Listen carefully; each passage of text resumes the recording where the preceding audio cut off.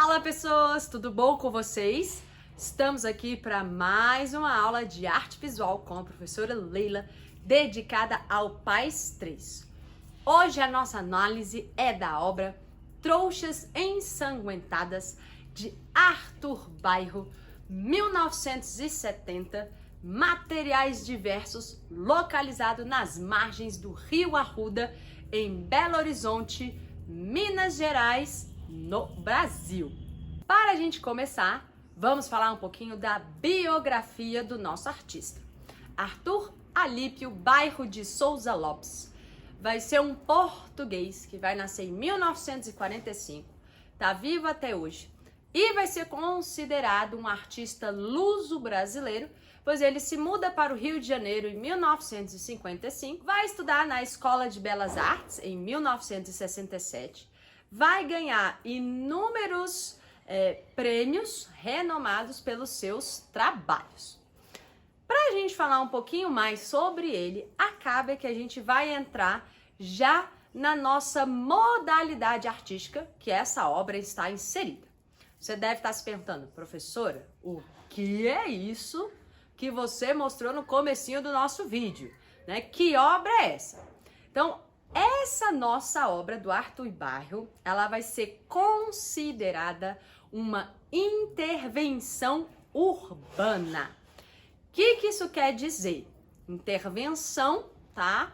No centro, tá no meio. Urbana, cidade. Ou seja, é uma obra que ela vai estar sendo feita no meio da cidade. Qual é o propósito de toda e qualquer intervenção urbana? Não somente a do nosso artista. É justamente levar a obra de arte para as pessoas, certo? Ou seja, o público é o cidadão comum. Eu não tô mais com uma obra que ela tá dentro de um museu, ela não precisa estar mais numa galeria, ou seja, a arte chega até a população. Essa é a ideia de uma intervenção urbana. Então, o que é importante você pensar? Nós vamos ter várias obras na matriz do PAS 3 que vão ser consideradas como intervenções urbanas. Então, já vou dar um spoiler um pouquinho aí dos outros vídeos. Então, não somente a obra do bairro, mas você tem, por exemplo, grafite lá do Acme, vai ser uma intervenção urbana. Você tem o afresco do Orosco, que também vai ser uma intervenção urbana, certo? Você tem a obra Ponto de Encontro, da Mari Vieira, que ela, além de ser uma instalação, também vai ser considerada uma intervenção urbana. Professora, mas a obra do Orosco e da Mari Vieira está dentro de um edifício. Sim, mesmo assim, vai ser considerada uma intervenção urbana, certo? Lembre-se também que esse é um conteúdo que a banca lá do Enem também gosta bastante de cobrar para você sobre intervenção urbana. Outra coisa que é importante a gente pensar é que a intervenção urbana ela vai ter vários desdobramentos. O que isso quer dizer? Além da intervenção urbana, a gente tem também lá a nossa land art. Lembre-se que a palavra land do inglês significa terra. Então vai ser a sua arte produzida na terra. O que isso quer dizer? Que a land art é uma intervenção, só que ela vai ser feita no meio da natureza, ou seja, vai ser feita no mar, num lago, num deserto, no meio de uma floresta, beleza? Então, não pode confundir essas terminologias entre os dois, belezura? Então, a nossa obra ela é uma intervenção urbana. Lembre-se que o artista vai espalhar todas essas trouxas nas margens do Rio Arruda, em BH. Ele vai fazer essa obra 2 vezes, então tem uma outra versão que ele vai fazer no Rio de Janeiro. Professora, mas o que é essa obra? Eu olho para ela e eu não entendo nada. Vamos falar um pouquinho agora dos materiais, que aí eu acho que vai ficar cada vez mais claro para nós o que o artista queria com essa obra. Então, observe o seguinte. Agora, vocês vão começar a sentir um pouco de agonia e de aflição quando eu começar a descrever os nossos materiais. Então, seja guerreiro e assista o vídeo até o final para você entender o significado da nossa obra.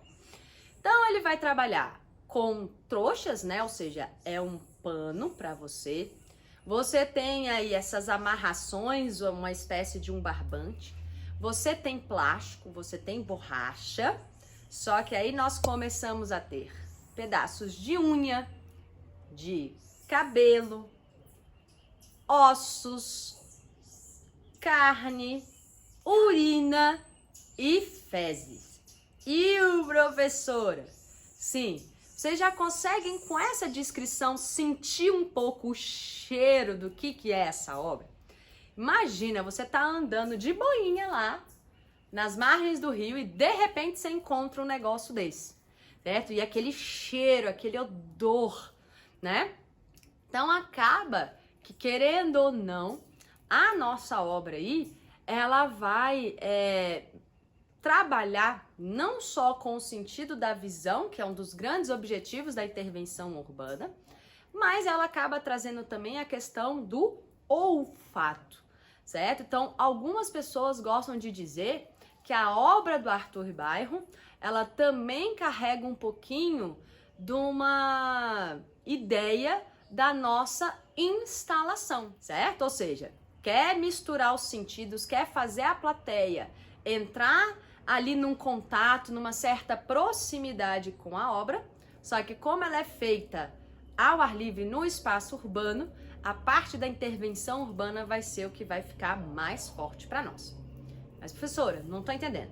Se a banca perguntar, posso considerar os dois? Sim, você pode considerar os dois. Professora, é muito confuso. Eu sei, a arte contemporânea, ela dá um nó na nossa mente, mas é essa a ideia mesmo. Bom, professor, por que ele vai utilizar esses materiais, certo? Por que ele queria fazer a gente sentir essa agonia? Aí nós entramos no objetivo da nossa obra. Qual que era a proposta do Arthur Bairro? Lembre-se que a obra foi feita em 1970 no Brasil. Qual é o nosso contexto histórico? Ditadura militar.